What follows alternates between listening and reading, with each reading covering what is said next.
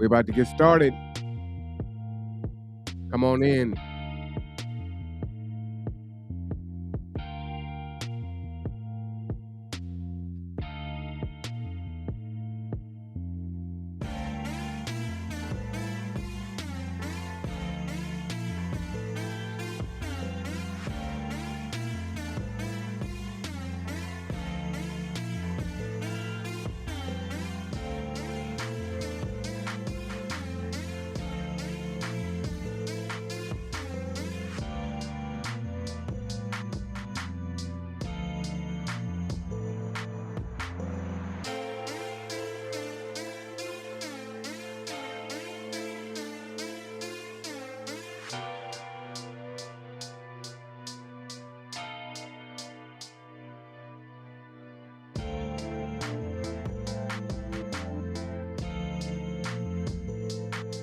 Come on in.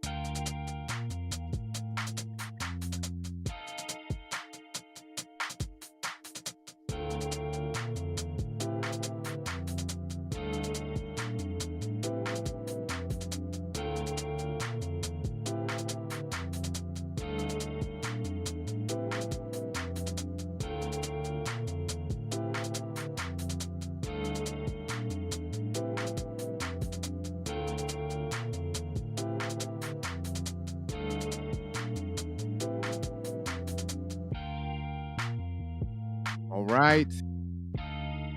We're in the double digits tonight. Let's go.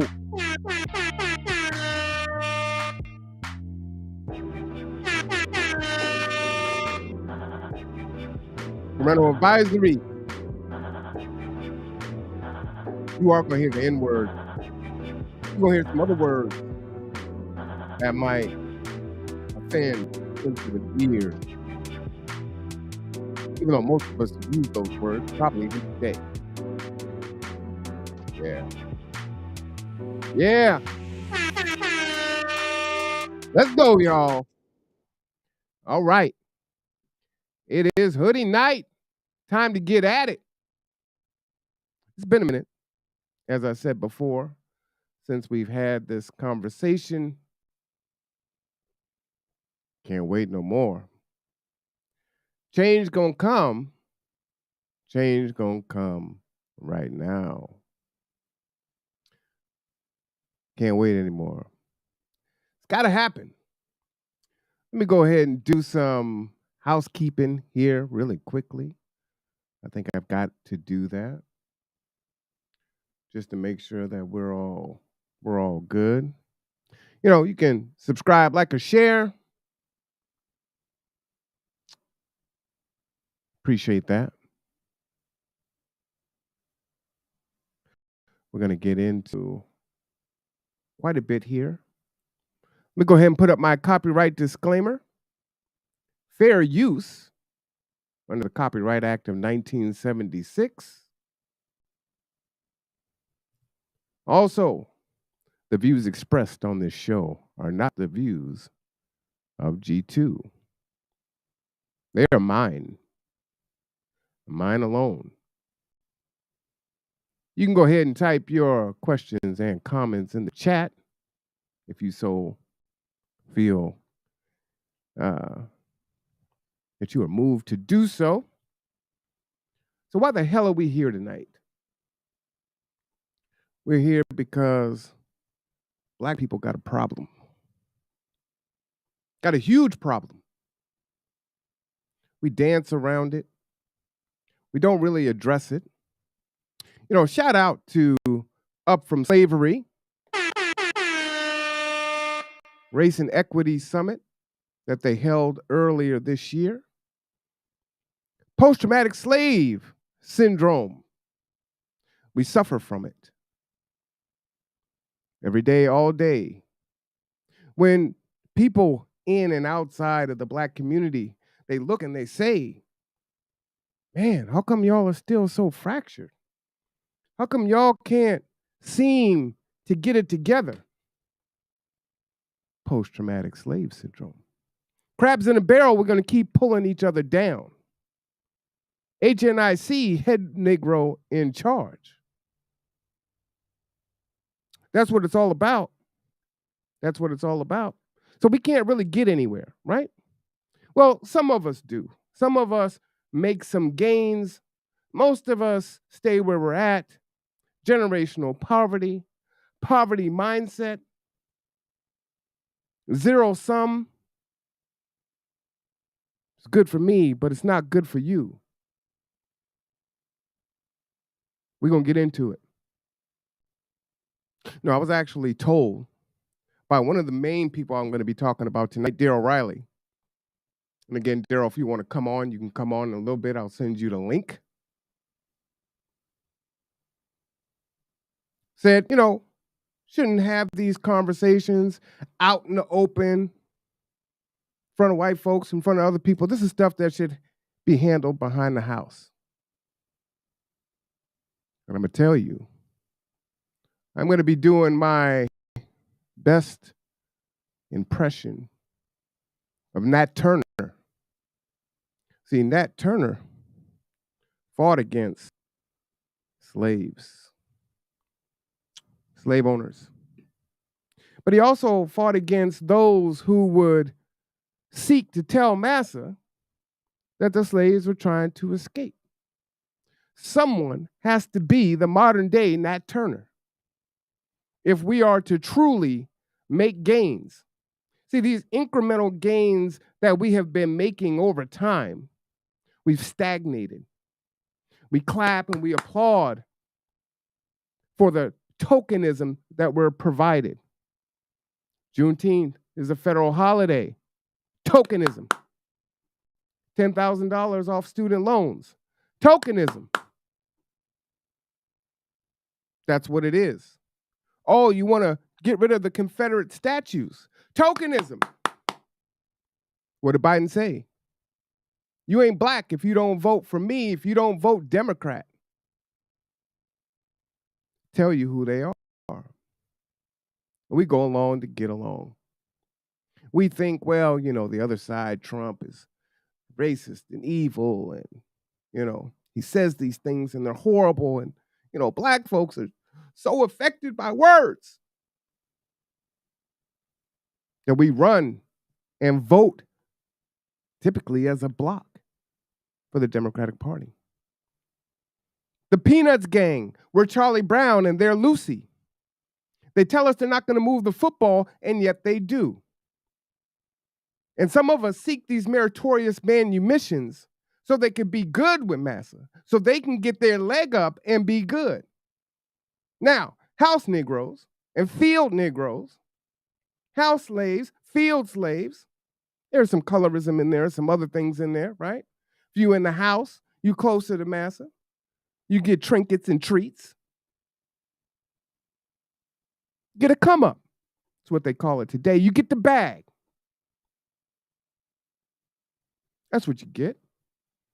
But you make sure that you don't let too many other people get close to massa. Reap all the benefits and rewards for yourself. What is meritorious manumissions? That's an excellent question. I'm so glad that you asked. Let's get in to the video. Dr. Claude Anderson is going to let us know what meritorious manumissions are. Now, I want you to think, because he's talking about the past, but be contemporary and talk about how you've seen Negroes today, especially in Kitsap County, seek meritorious manumissions. Pretend, always you say, throw rocks and hide your hands. Pay attention. It's been happening the whole time. Dr. Claude, tell them what time it is. just from 1500 to 1660 as an example, Fair they use. shipped 5 million black folk out of Africa just to Central America down here to dig for gold and silver. And in 150 years, black folk with tools and sticks and stones, they dug out over 16,000 tons of silver and over 4,000 tons of gold. All that went back to Europe.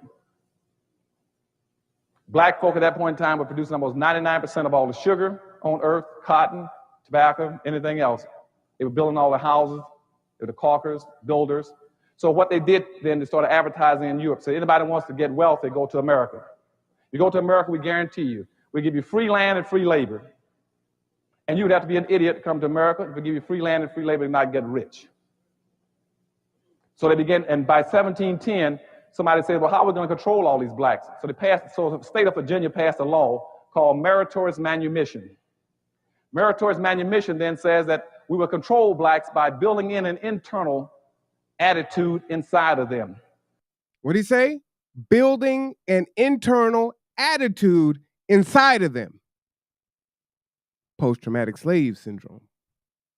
Let's continue. He's only got 51 seconds left. To make them see things through our eyes. To make them white in everything but skin color. And what the meritorious manumission passed by the state of Virginia in 1710 then said we will reward any black who gets very good at this. Damn, there's some good blacks here in the county. Is damn good at it. Professionals, experts. And so if any black person saves a white person's life, protects a white person's property, invent. Are you protecting white people's property? Is that what you're doing? Let's go. Something that a white person can make money off of, or if he squeals on in the slave revolts, he would get freedom. Ooh-wee. Talk about it, Dr. Claude Anderson. So if you invent something, if you make massa look good, and we're going to call it all the way out. There have been organizations, small ones, that have been doing work for decades in this county. But they never seem to get the financial support from those that hold the purse strings. Now, again, you strike while the iron is hot. George Floyd dies, and many of us saw it as an opportunity to capitalize financially off white institutions. And that's just what the hell we did. A lot of us came up in Kitsap because of that. That was catalyst. That was the trigger. You'd be a fool, right?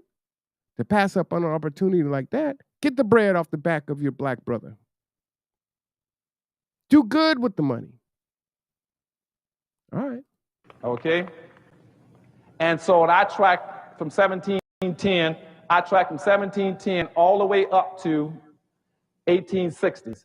And out of over 200 some possible slave revolts, a black person squealed in every one of them. Man. That's why we need a Nat Turner. We need a Nat Turner in this county. We need the person that's going to call out the shit that goes on in the back room. The shit that is said to each other, where we bring each other down. And I'll give some examples coming up here. Holding each other back. Jockeying for favor from master. And other black folks. So let me give you an example. You come to me and you talk shit about someone, some black dude, some black female. This MFR ain't shit. Yada, yada, yada. What do? I don't know this dude. I don't know this woman. So when Master come ask me, hey, what you think of such and such?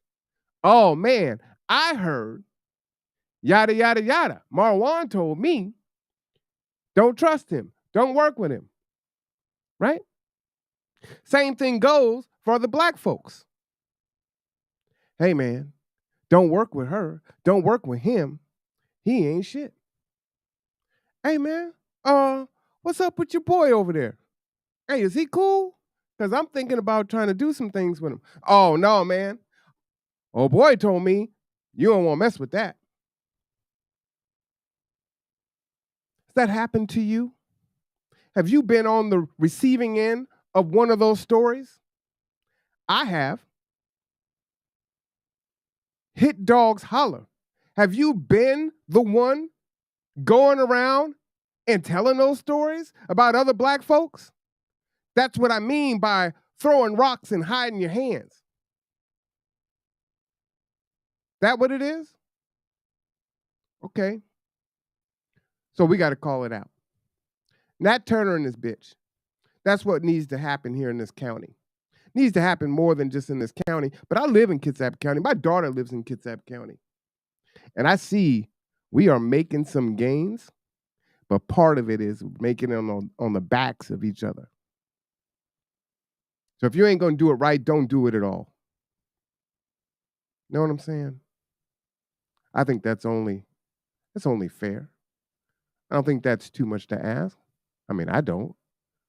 Maybe you do. Let's play this one here. Meritorious manumissions. I think this is important. We're going to get into this next step. I got a really big announcement. After I'm going to play this video. I'm going to read you something, and I'm going to make a big-ass announcement. Shit you ain't never heard. Tearing the roof off of Bremerton tonight. Come on, let's go. On members of their own race who are planning to escape and free other blacks. Blacks must first establish cultural standards of acceptable social behavior and jettison behavior patterns that render them economically non-competitive. We must jettison. Establish cultural standards of acceptable social behavior. Where is our code? We don't have no code. We're not accountable to anybody. We're not accountable to the church. We're not accountable to other men. We're not accountable to other women. We're not accountable to the group. We just do whatever we damn well please. No one can tell us nothing, right? We're our own experts. And you wonder why we don't make gains. You've heard me be critical of the black church in this county. Sinclair, Mount Zion, Emmanuel, all within what? A 5-mile radius. What power they could do if they were one entity. Where is our schools? K through 12. We know what's happening in our schools, and I'll be calling out Drayton Jackson a little bit later on in this conversation. School board president of CK Schools. So where are our schools?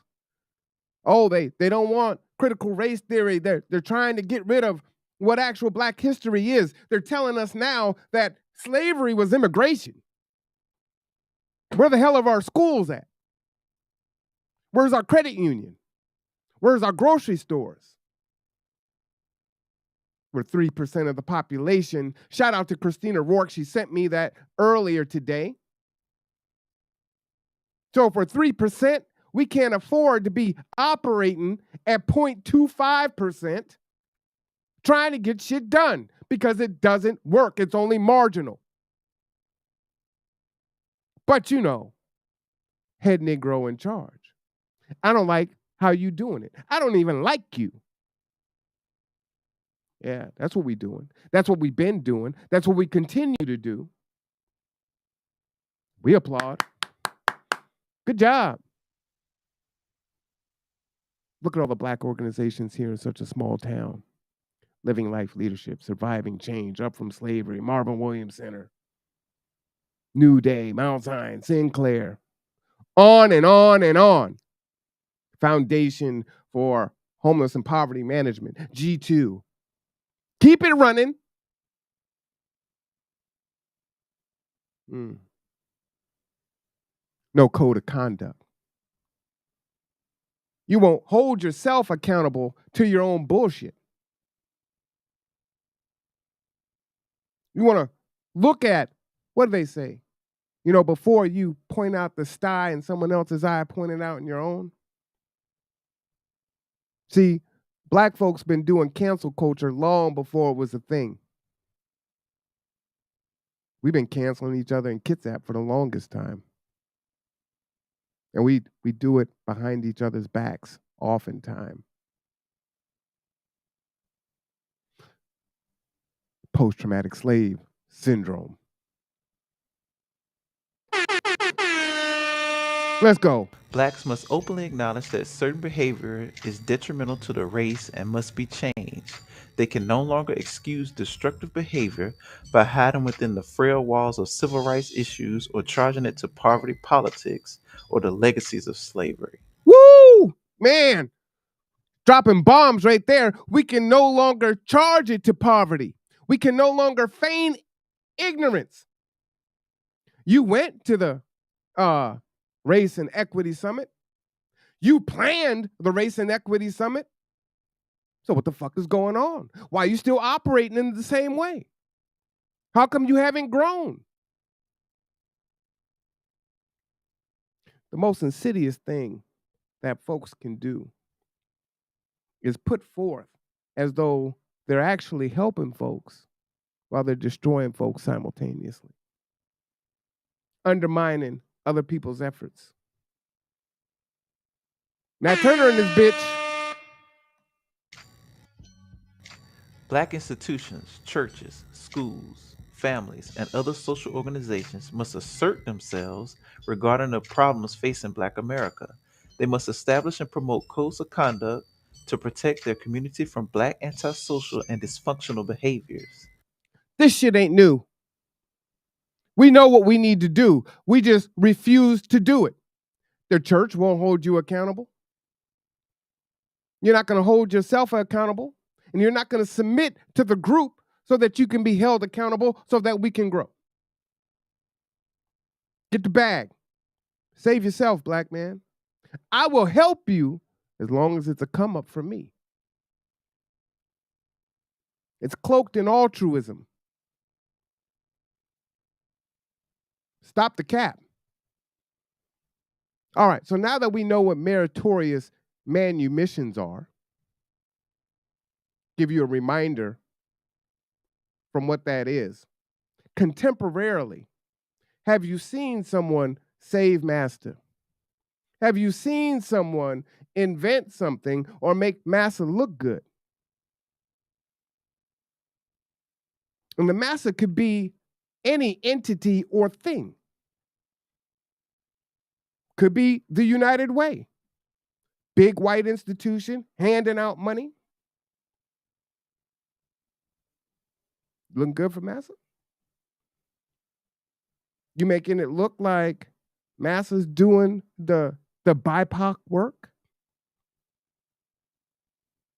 That what you doing? Okay. Let's go. All right, like I told you, I got a big announcement to make. You're going to hear it. But first, we need to go back over the Willie Lynch letter.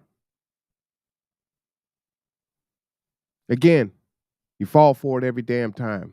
Charlie Brown, Linus. Let's get in here. Willie Lynch's speech of 1712. Gentlemen, I greet you here on the bank of the James River in the year of our Lord 1712. First, I shall thank you, the gentlemen of the colony of Virginia, for bringing me here. I am here to help you solve your problem with slaves. Your invitation reached me on a modest plantation in the West Indies, where I have experimented with some of the newest and still oldest methods to control slaves. Ancient Rome would be envious if this program was implemented. As our boat sailed south on the James River, named for the illustrious king whose version of the Bible we cherish. I saw enough to know that your problem is not unique. While Rome uses cords and wood as crosses for standing human bodies along its highways in great numbers, you are here using the tree and rope on occasion. I caught the whiff of the dead slave hanging from the tree a couple miles back. You are not only losing valuable stock by hangings, you are having uprisings. Slaves are running away. Your crops are sometimes left in the fields too long for maximum profit. You suffer occasional fires. Your animals are killed. Gentlemen, you know what your problems are. I do not need to elaborate. I'm here to enumerate your problems. I'm here to introduce you to a method of solving them. In my bag here, the bag back in the 1700s, I have foolproof method for controlling black slaves. Still works today. I guarantee every one of you that if it correctly, it will control the slaves for at least 300 years. This was written in 1700. 300 years. My method is simple. Any member of your family or your overseer can use it. Strategy 1, taking so many drops of good white blood and putting them into as many black women as possible, varying the drops by various tones that you want and letting them breed with each other until the circle of colors appears you desire. What you got is a multiplicity of colors. Crossbreeding completed for further severance from the original beginning. We must completely annihilate the mother tongue and institute a new language that involves the new life's work. You know, language is a peculiar institution. It leads to the heart of the people. Strategy 2, the more a foreigner knows about the language of another country, the more he is able to move through all levels of that society. Therefore, if a foreigner is an enemy of this country, to the extent that he knows the body of the language, to the extent he is the country vulnerable to attack and invasion of foreign culture. For example, you take a slave, if you teach all about your language, he will know all your secrets, and he is then no more a slave, for you cannot fool him any longer. And being a fool is one basic ingredient of an incident of maintenance of the slavery system. Strategy 3, I've outlined a number of differences among slaves, and I take these differences and make them bigger. I use fear, distrust, and envy for control purposes. These methods have worked on my modest plantation in the West Indies, and it will work throughout the South or Bremerton. Take this simple little list of differences and think about them. On top of my list is age, but it's only there because it begins with A. And the second is color or the shade. There is intelligence, size, sex, size of the plantations, status on plantations, attitude of owners, whether the slaves live in the valley or in the hill, east, west, north, south, have fine hair, coarse hair, or is tall or short. Now that you have a list of differings, I shall give you an outline of action. But before that, I assure you that the distrust is stronger than trust, and envy is stronger than adulation, respect, or admiration. Sound familiar? Strategy 4, break the spirit of the man, much like you would break the spirit of a horse, and ride the woman as though she were a wild ass until she is tamed and offer no resistance. The black slave, after receiving this indoctrination, shall carry and will become self-refueling and self-generating for hundreds of years, maybe thousands. Yeah, we haven't recovered. Don't forget, you must pitch that old black male versus young male. You must use the dark-skinned slaves versus the light-skinned slaves, and the light-skinned slaves versus the dark-skinned slaves. You must use the female versus the male, and the male versus the female. You must also have your white servants and overseers distrust all blacks, but it is necessary for your slaves' trust to depend on us. They must love, respect, and trust only. That's why we have sayings. The white man's ice water is colder.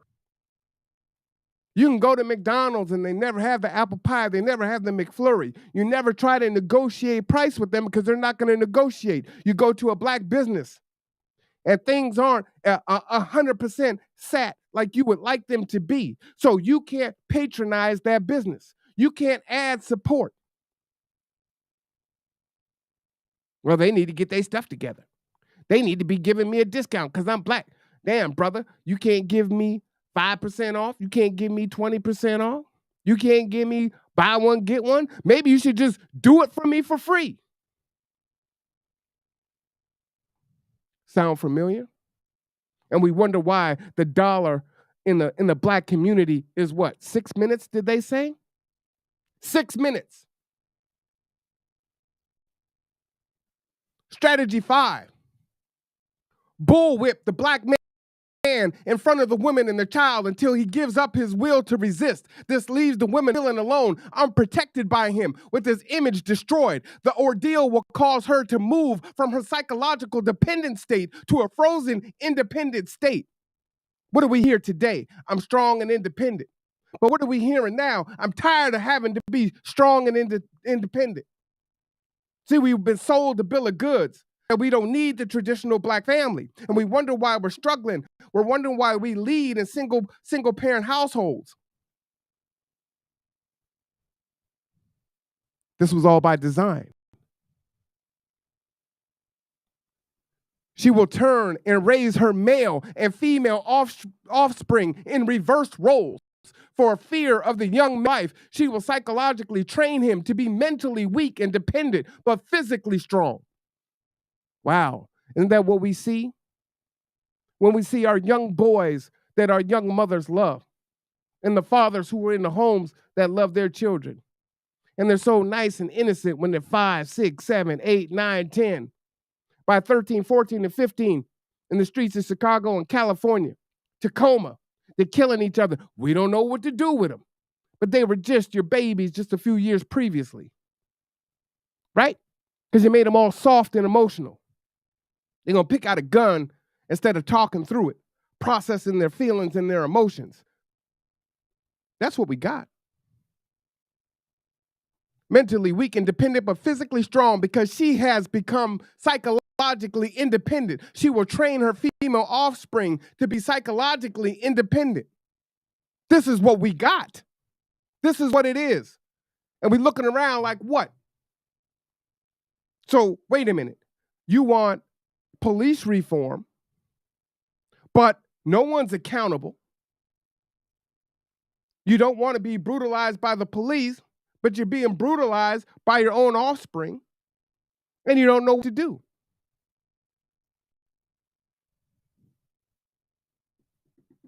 Faith without work is dead. So you could pray all day long, but if you ain't going to do the work, it's a wonder you haven't seen a result yet. Let's go. Strategy 6. We talked about the paying particular attention to the female and her offspring for orderly future planning. Then more recently, we stated that by reversing the positions of the male and female, we have created an orbiting cycle that turns on its own axis forever. Unless a phenomenon occurred and reshaped the positions of the male and the female, the mind has a strong drive to correct and recorrect itself over a period of time. And the last strategy, the best way to deal with the phenomenon is to shave their mental history and create a multiplicity of phenomenon of illusions so that each illusion will twirl in its own orbit, sometimes similar to floating balls in a vacuum. Gentlemen, these kits are your keys to control.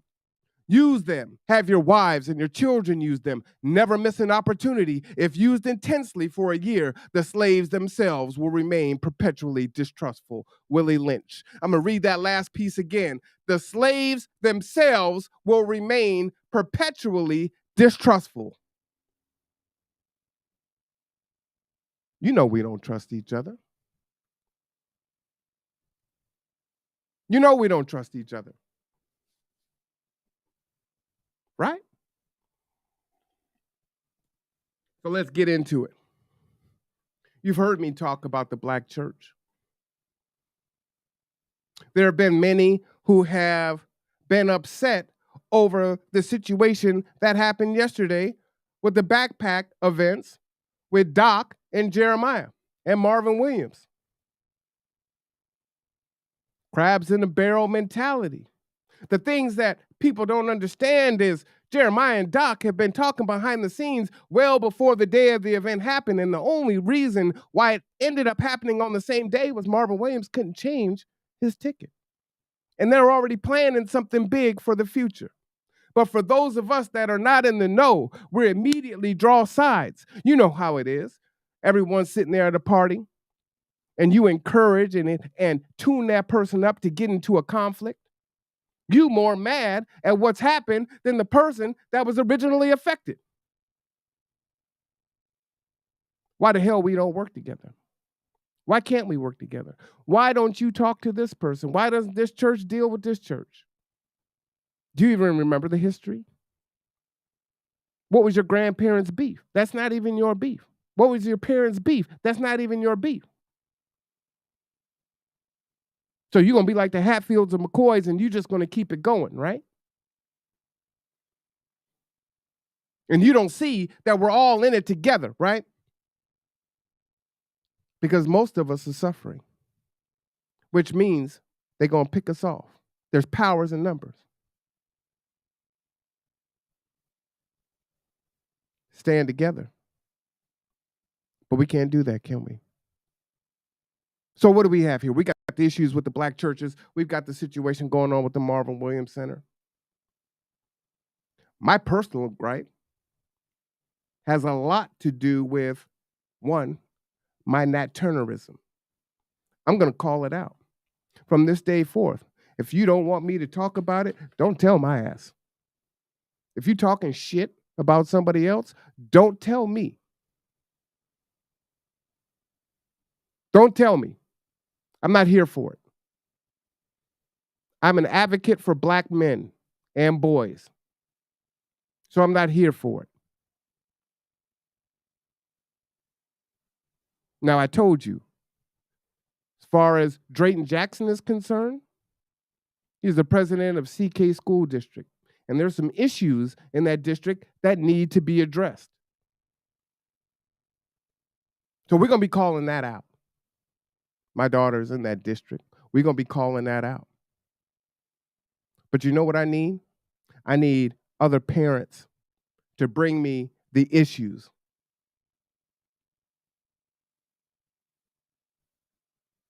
We're not going to be on the sidelines anymore. But you know what? I'm calling out several people tonight. Darryl Riley is next on my list. And when I talking about people behind their backs, that's what I'm talking about. Now, I've addressed him directly earlier today in message. So I've already said this to him. So this isn't me talking behind his back, and I told him that I would send the link. But as I told him, I have heard him talk negatively about every black man pretty much that I know, except for Doc. And I'm wondering, damn, every dude is fucked up? I told you I'm going to be using language tonight. So TC Curry's fucked up? JD Sweet's fucked up?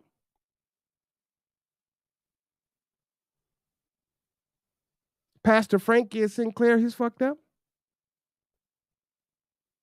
You wanted to whip Pastor Richmond's ass? You were going to whip his ass? How does that sound, you talking about you whipping a pastor's ass? Make that make sense.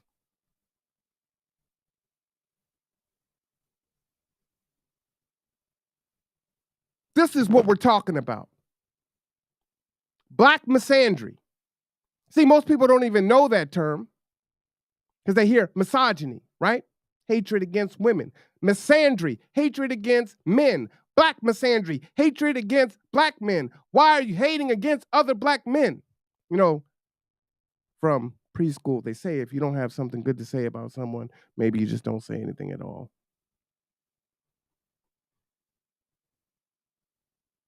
You don't like the work they're doing. You don't like the effort. They haven't done anything good.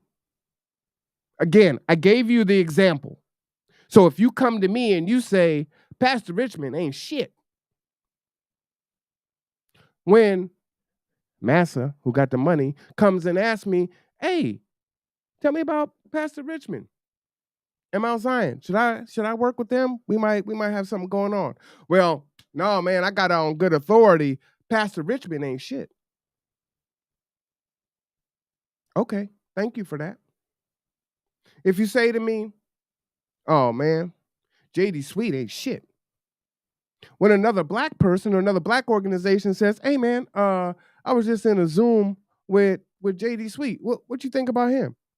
Oh man, my guy told me JD Sweet ain't shit. Damn, okay. So I guess we're not gonna partner together. We ain't gonna work together. Post-traumatic slave syndrome. Don't fucking tell me some negative shit about another black man or another black dude unless I need to call it out Nate Turner style. And this is what it's going to look like from here on out. I never heard no shit like that. You're going to whip the pastor's ass. Does he know that you were going to whip his ass? If you had done that, what do you think that would do? It would diminish you. It would diminish Up From Slavery. It would diminish Mount Zion. And they just waiting for us to do that. They're waiting for some cornball shit like that to happen.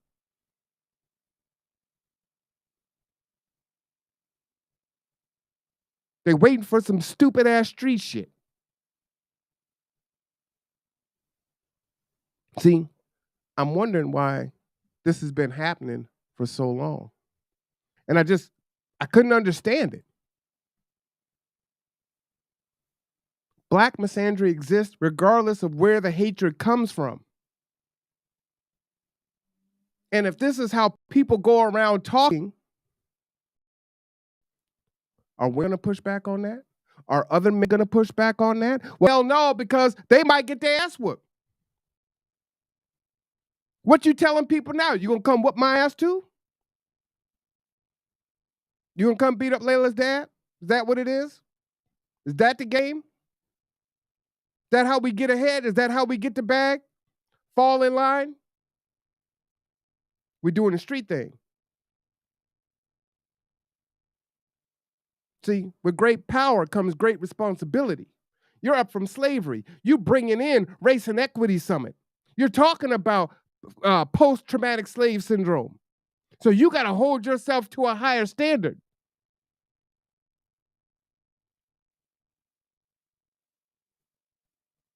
You don't go around doing no bitch shit. And I'm not calling you a bitch. I'm saying that's some bitch shit, and you know what we talking about because you understand that. Because if I use other pejoratives, well, you don't seem to like words with too many syllables. And that's another thing that I see in this community too much. We respect the shit, the street. We respect that thug life mentality, being hard. We tell people that they need to get the bag. We tell people health is wealth. We tell people, oh, generational wealth. How are you supposed to do that?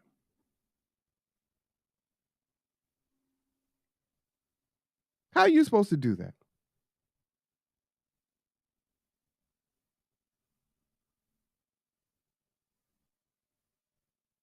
No more throwing rocks and hiding your hands. If we're really going to heal, we're really going to move forward, we're going to have to call this shit out. No longer should someone feel intimidated by someone talking loud. And when someone gives you that smoke back, you walk away because you can't have the conversation. Well, maybe you walked away because you wanted to hit me. So maybe that was the right choice for you to do in that moment. So I applaud you. If that's why you walked away, because you couldn't have the conversation. So interesting how you can hold so many other people accountable, but you can't hold your goddamn self accountable. And when you get called out, you just want to take your ball and go. Stand. Be the strong black man. Be the king. I hate that terminology. Oh, we kings and queens. But we act like slaves. slave mentality, post-traumatic slave syndrome. Now, why am I frustrated? That's frustration enough. Here's my issue. Game night. Well, it was actually before game night. Game night was the second time. Daryl says, hey, I'm going to start a podcast. We're going to be talking about, dudes that are coming out of jail, getting support, yada, yada, yada. I'm paying, these folks to come and set it all up. Christina Rourke is coming and working with us. And after we get it all set, I'd like you to, come in and talk about what equipment we should use. Oh, okay. Yesterday, when we got into it, he led with the same thing. Now, I wouldn't have a problem if he didn't always lead with, I'm paying all these people. You ain't got to lead with that. You ain't got to lead with the bag. It's offensive if you lead with the bag and then say, well, I'm paying all these people, but I want you to come in and do this shit for free. Negro shit. Know what I mean? It's offensive. Same thing with the Race and Equity Summit. Hey, man, we paying this dude out of California to come up and do this and that, but you can come in here and you can videotape and this and that.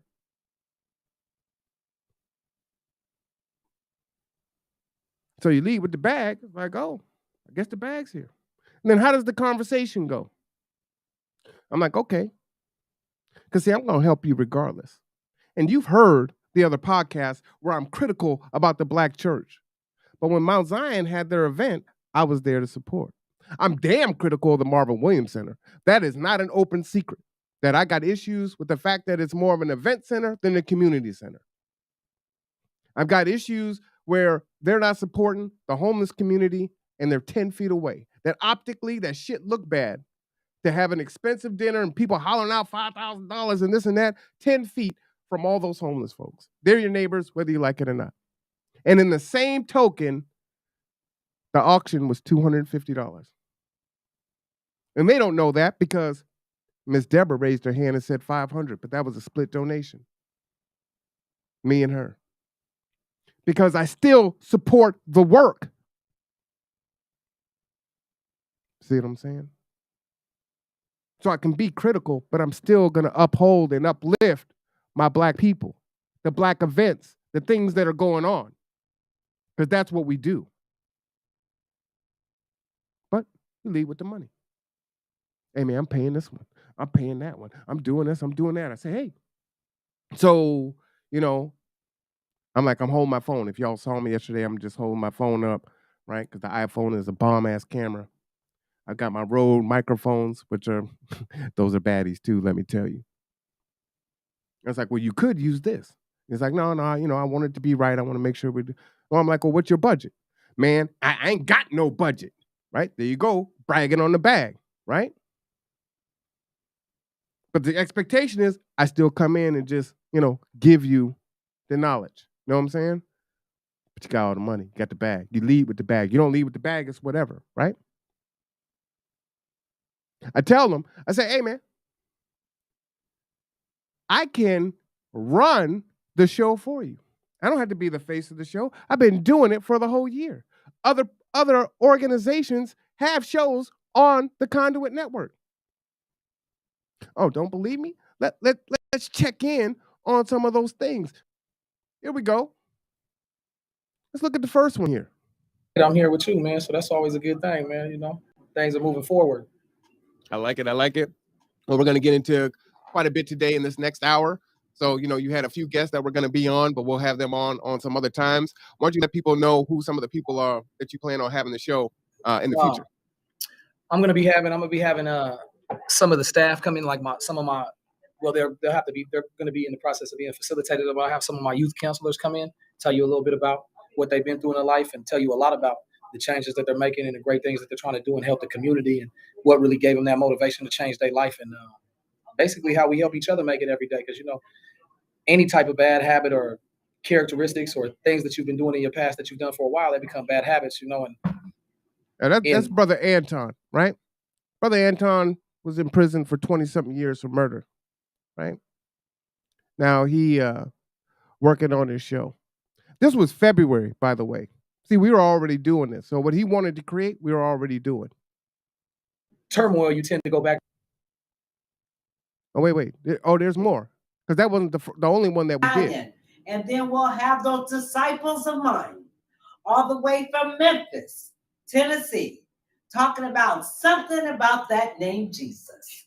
So we'll definitely be vaccine clinic. They can through all the little juveniles and prison system in the state of Washington upon my journey through from my juvenile to my adulthood. And upon that journey, you know, I've matured, and you grow up and you start looking back at your life and you start realizing that you don't want that to be your legacy. So I'm going to bring the receipts, right? We're already doing that. But that's cool. Like I said, I can host it. I don't even need to be the face of it. We talk all the time about how, you know, again, we're 3% of the population. Instead of working together, we just create our own shit, right? Because we either don't like, you know, how they doing it, we don't like the person, and we just think we could do it better. You know, someone shared with me tonight that he was saying, and I shouldn't go into hearsay, but it's like, oh, you're doing too much, right? And do your things. So we could talk about Eurocentric mindsets. To me, that would be like, you know, oh, Brother Daryl just bought Snap Fitness. You know what I'm saying? So I'm going to go ahead and buy Planet Fitness. Why the hell would I do that? That might be one thing if it was like Doc and Jeremiah. Jeremiah didn't know anything about the backpack event that Doc was doing, right? He's just trying to do good in the community. He had no idea that someone was already doing it. Otherwise, they would have teamed up and really made it a thing. I went to both of them, and they were fired. But you know, and you still like, all right, I got you. I get it. And see, what I get from my allies is I got chastised from an ally. Said, oh, well, you know, it's monopoly. You know, we wouldn't want this to be a monopoly, would we? It sounds like some white bullshit to me.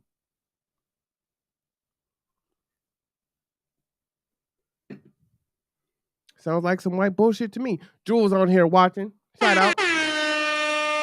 Jewel, how would you feel if I started my own Black Student Union? That would be crazy. Why the hell would I do that? Why would I not support your effort? But that's what we do. Make that shit make sense. Make that shit make sense. You can't. It doesn't.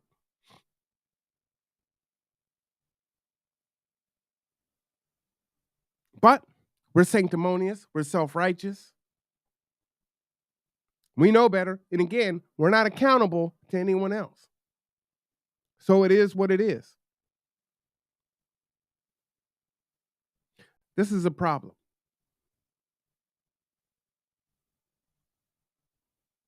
This is a problem. That crabs in a barrel mentality.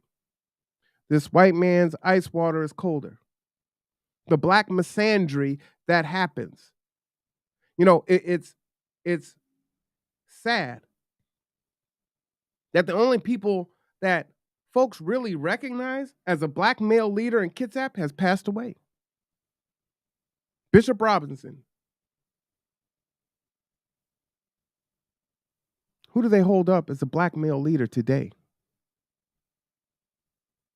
Well, there's no way that they can hold up a black male leader today because you got black men tearing other black men down.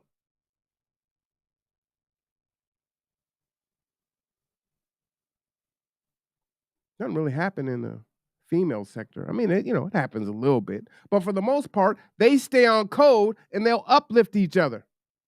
They might have issues with each other and still make it happen when it comes time for it. It is what it is.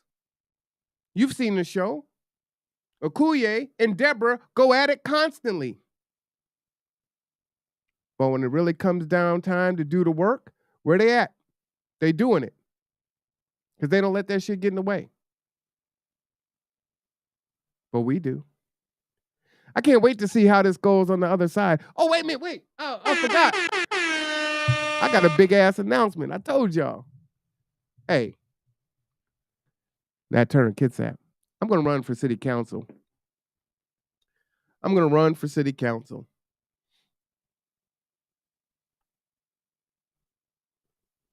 You know, I don't want to go to the meetings and ask for city council or demand of city council to do this, that, or the other. I'm running for city council. So I got a little while to get myself ready before that seat comes open.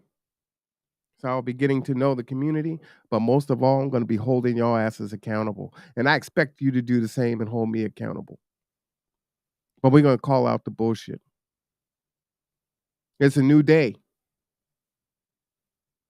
It's a new day in Kitsap. See, I was going to do this earlier. And surprisingly enough, Daryl was the one that advised me not to. He said, no, don't do that behind the scenes. And while I get and can respect all of the black laundry doesn't need to be aired out in public. The problem, I believe, on why we haven't made more progress is because we've kept it behind the scenes and we haven't called it out. And there have been no consequences for people breaking the black contract in this community. So we're going to call that shit out.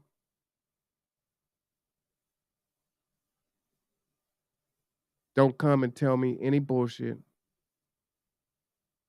about somebody else, because I'm going to tell it. I'm damn sure going to tell them. And whatever I've said to you about somebody else, please tell them that I said it. And we will have a conversation about it. See, my dad, Reverend Winthrop Cameron, told me what he says is, if I say it behind you, I say it before you. And so he never uttered words out of his mouth that he did not want to get back to the person. That's why I'm having this conversation. We've been trying all these other things and we've been making marginal progress. Sometimes we've been falling backwards and we don't have time for it. We just came through a pandemic. We have folks dying in hospitals alone.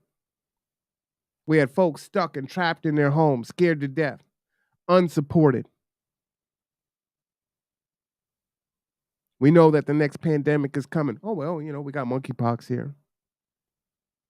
I think there's something else that just hit New York. We're still due for the earthquake. So what infrastructure do we have set up so that we take care of our people? Do we have phone lines?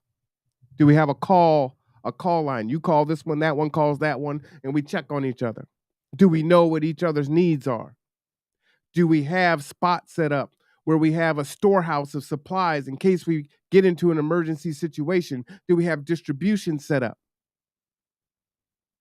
See, we don't have that. Crabs in a barrel. So when it happens, there will be gnashing of teeth, people dying and suffering alone. We're watching folks get evicted, and it's going to increase. You done moved in with your auntie, you done moved in with this one, emotions are fractured, you still don't want the landlord to find out that you got people living and they're not even on the lease because everybody can get kicked out. We got a recession, so that may cause you to lose your job. There's no more rental assistance, there's no more eviction assistance, so what do? Where are you going to work? How are you going to make ends meet? You're stressed the hell out, so now you're all fighting each other. And ML King is growing with homelessness.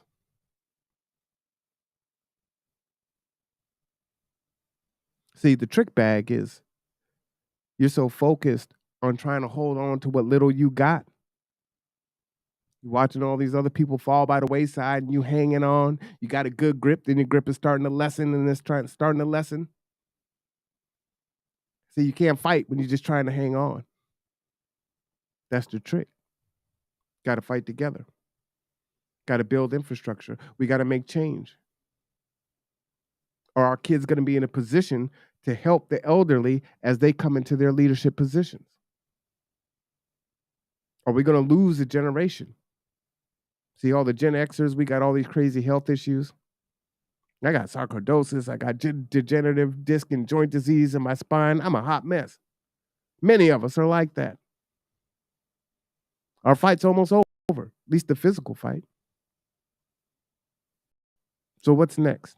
Are we turning over society to our youth in a space where they can run with it and lead and build? Or are they inheriting the same bullshit, the same toxicity that we just continue to perpetuate and create because we're too petty?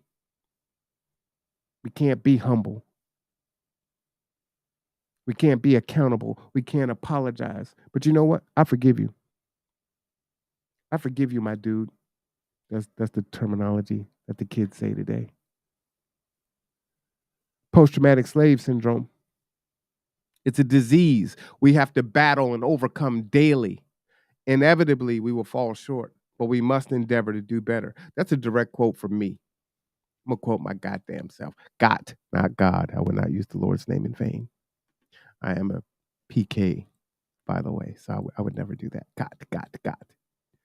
I might use some bad words, but that's one I will not use. So what are we going to do? I got a question for you. I've got a request. Please analyze in your life where you are suffering from post-traumatic slave syndrome.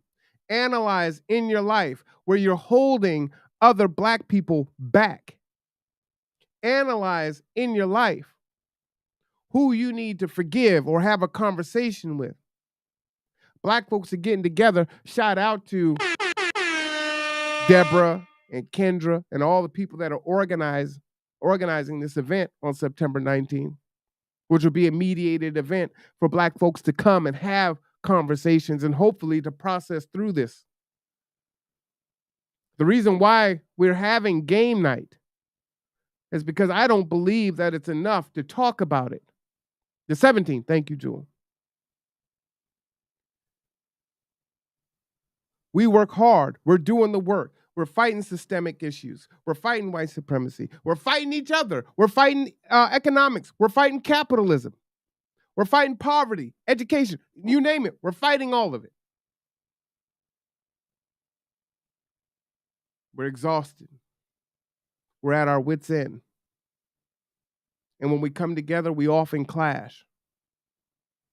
The resources are finite, so we're all fighting over this same little pie. I give Marvel Williams $250. They give Up From Slavery $250. Up From Slavery gives Doc Loves the Kids $250. We exchanging the same dollars. Deborah, Kendra, Tanika, and yourself. There you go. The only reason why I said those two names is Deborah sent me the email and Kendra's name is on the survey. So I don't know who all is behind the scenes. So applause to all of y'all. And the fact, that's bold. That's brave. But I would love to see Black men take a leadership role in healing. You want to be the kings? I wrote the email. You want to be the kings? Then be a damn king. Act like a king.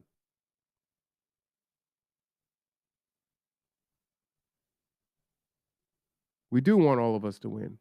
And we can win. That's what's so crazy about it. I was having a conversation earlier where I was saying, you can hate the messenger. Don't hate the message. See, I believe when Trump made the statement, make America great again, everyone said, oh, he's a racist, yada, yada, yada.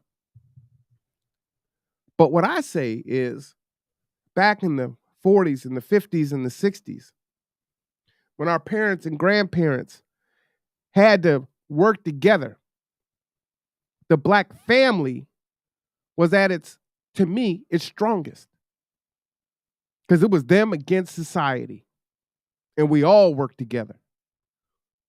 out of necessity. You had to as a matter of survival.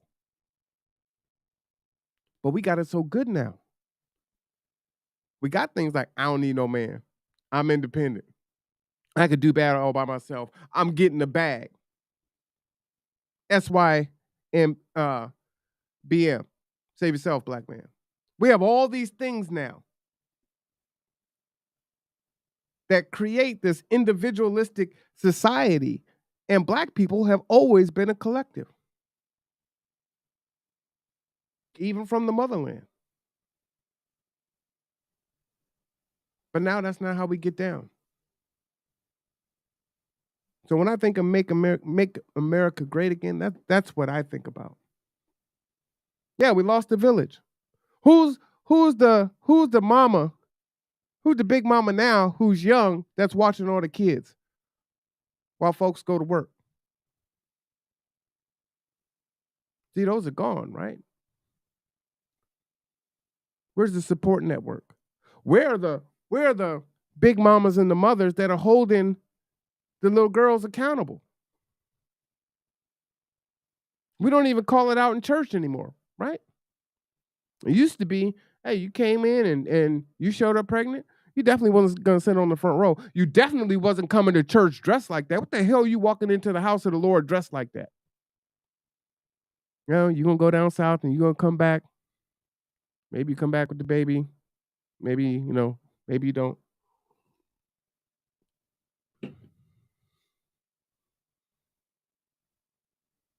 Now anything goes. Prosperity preaching.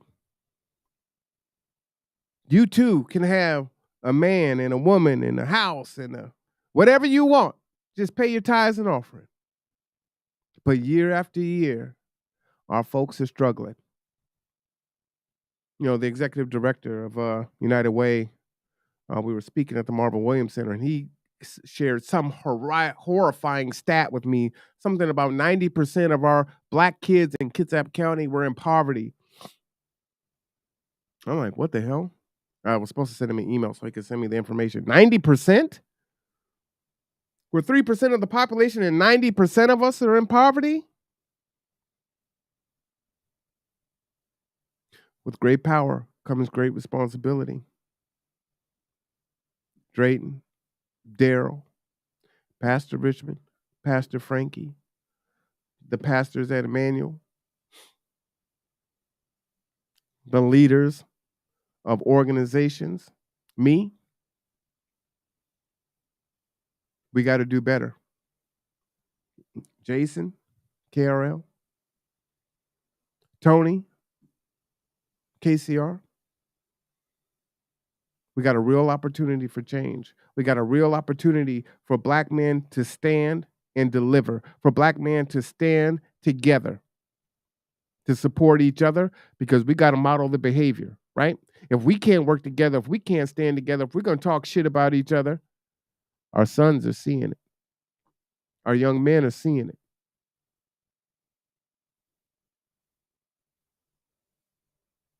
And they're going to emulate that behavior, right? Because that's what they're watching. That's what they think is cool, because they think you're cool. You're the shit. You're the first black franchise owner in Kitsap County. Act like it. Act like it. Up from slavery. You created a hell of a thing. Act like it.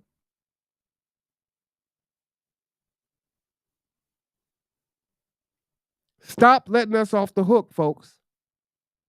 Call us out. That's love. And when we get right, then you elevate us back to the position that we belong. You don't keep us down. You don't throw us away. You don't reject us. And I get it, Daryl. You ain't got time for nigga shit. But with everyone thinking that way, where does that leave any of us? 90% children in poverty, Kitsap County.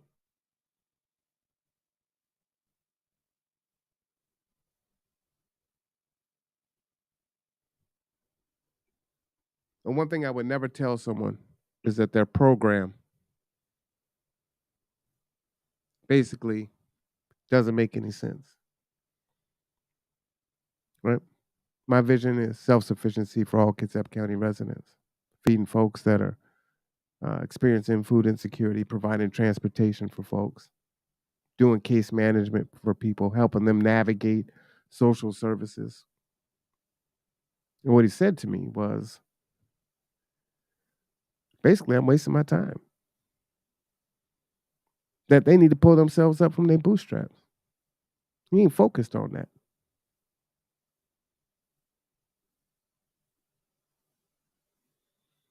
No wonder why you can't support something you don't value. But I would never say that. And that's why I support everyone. Again, I am not without fault. I can be petty. I can be a lot of things. I can be angry. My emotional intelligence can be on the low.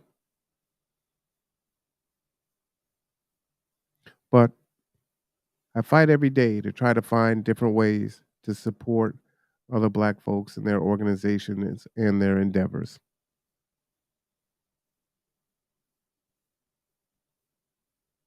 And yes, there are operating costs. I can't provide transportation for free. I wish I could. But your membership ain't free. Costco ain't free.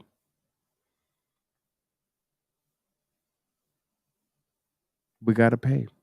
Thing is, I'm cheaper than most Ubers, cabs. Yeah, that has been the problem in the Black communities. The Thomas Sowell complex. Yeah. I'll have to do that in my next hoodie conversation. Bring up some Thomas Sowell. For sure. And I know this is hard, and I'm sure that there are folks that won't agree with it. But believe it or not, this is in love. When you were on this podcast the last time when I interviewed you, I said that you're a leader. And I meant that. Because I'm not going to blow smoke up your ass. I actually mean that. People are watching you. People are going to emulate you. So you can bring us down or you can bring us up. You can put the front out there for everyone to see that you're bringing us up and be bringing us down in conversations individually with folks. And we know it's true because I'm sure there's probably half the people that are listening now. Man, I got 12 people just on YouTube watching right now.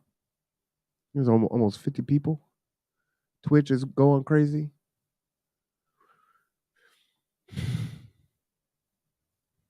That would say those things are happening. Yes, I am critical of the Black church. I believe they can and should be doing more, that they should be doing it differently. And at the same time, I believe they are doing good things.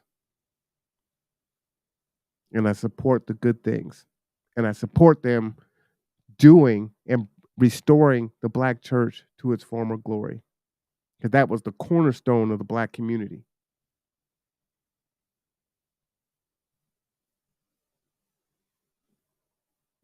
Man, I think I should wrap. I think I hit quite a bit there. I gave you meritorious manumissions. I gave you your history lesson, the Willie Lynch letter.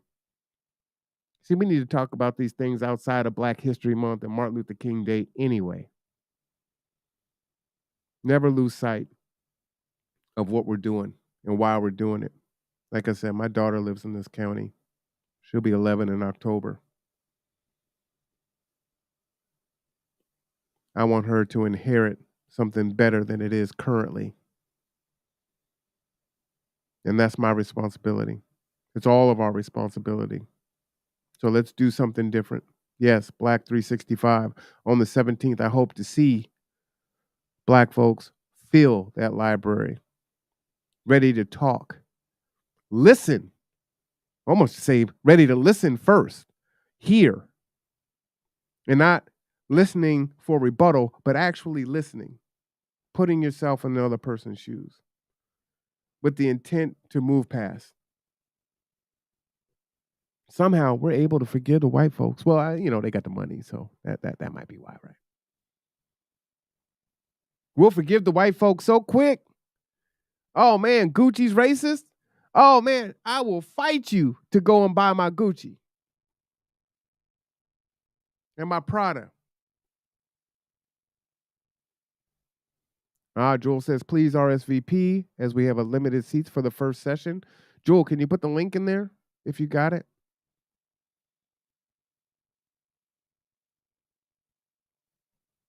But we will fight to have that white access.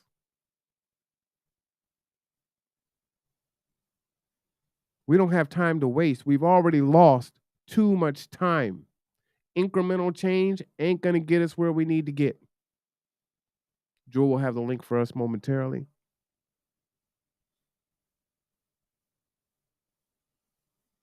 As I said to Daryl in my message to him, it won't matter to me if we never speak again. It won't matter to me if we continue on the same way as it was before yesterday. It doesn't matter to me if we go forward and build together. If he does something good, I'm going to support it. That's what I'm required to do as a black man. It doesn't matter. That's what I'm required to do as a black man because I'm on code. Stay on code. Stay to the contract.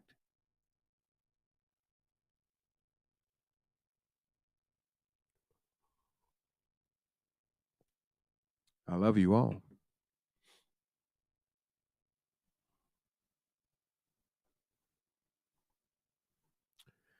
So many things we can do.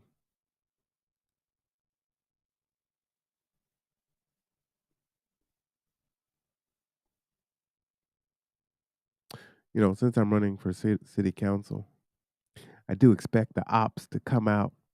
Go ahead, Google, do your research. If you look, I pretty much talked about it all in the podcast. So bring it on. It's all good.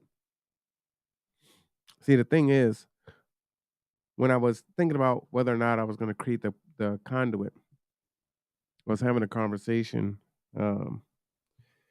with Tiffany. Shout out to Tiffany Photography. She was pushing me to do the podcast. I'm like, I don't know.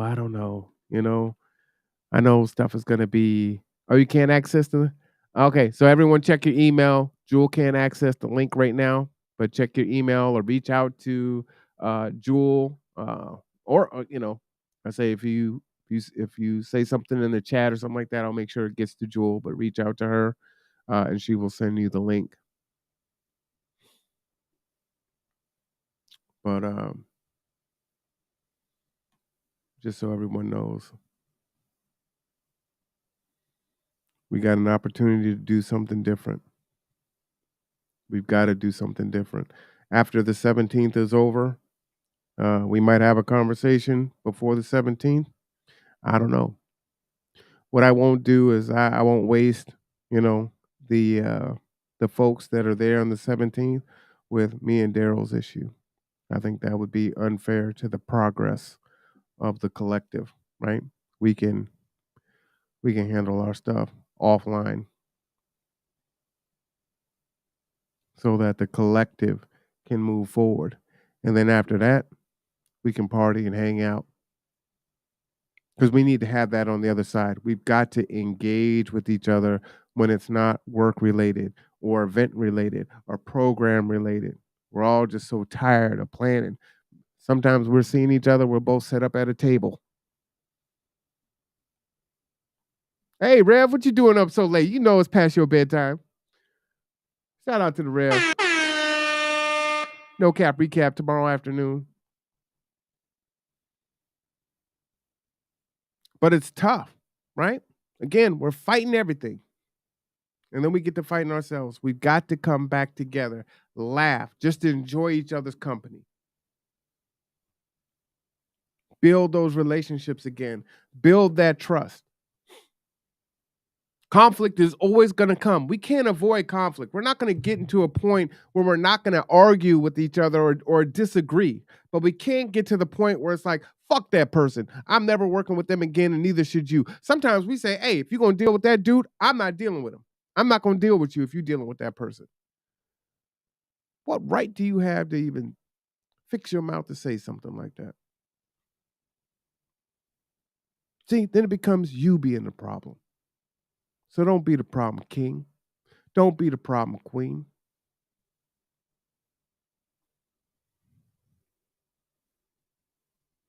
To Kitsap County, to the black folks at Kitsap,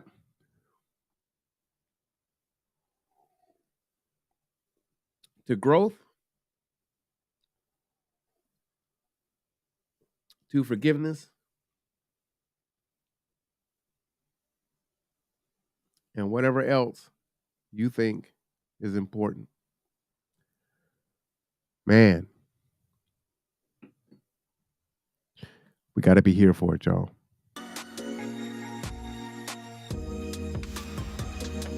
Until next time, I'm Arwan Cameron.